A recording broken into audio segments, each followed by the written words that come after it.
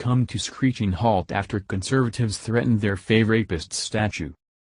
Liberals will not be satisfied until every piece of our history is successfully erased.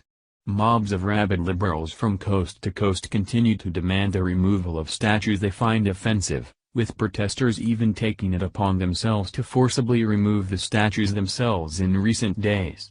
But unfortunately for these morons, they're learning the hard lesson that two can play that game.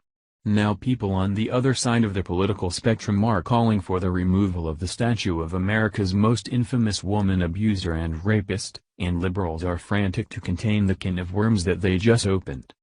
For the past 4 decades, Bill Clinton has systematically raped and abused women close to him, where his legacy as America's 42nd president will no doubt be overshadowed by his long history of being a sexual predator.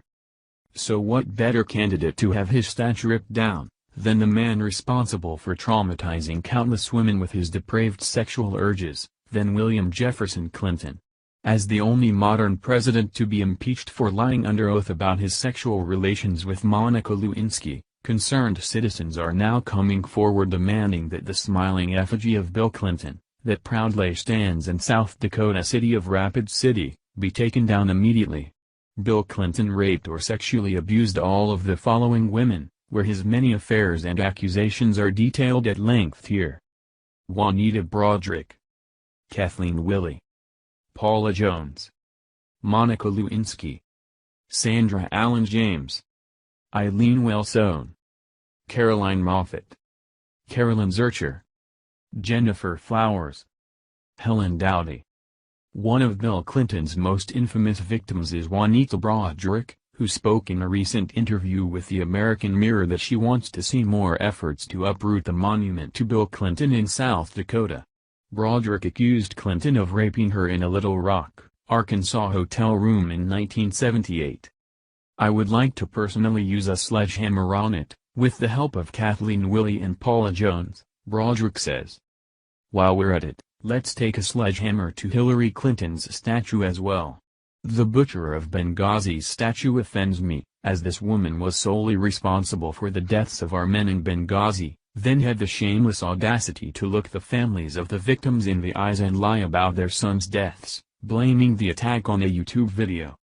If liberals want to continue to destroy the monuments of our founding fathers because they don't agree with how our ancestors lived their lives, then let's let the person without sin hurl the first stone. Bill and Hillary Clinton have been responsible for the deaths of countless Americans over the years, as the massive pile of dead bodies keep accumulating of those unfortunate souls who get a little too close to exposing the Clinton scandals. If anyone needs the effigies to their service to their country yanked down, it's this pair of dirty criminals." Age Review reported. There has been a wave of mob protests across the country demanding the removal of controversial statues from coast to coast. Sometimes, those protesters become violent and sometimes the protesters forcibly remove the statues themselves. In one instance in North Carolina, protesters were arrested for vandalizing and tearing down a Confederate statue.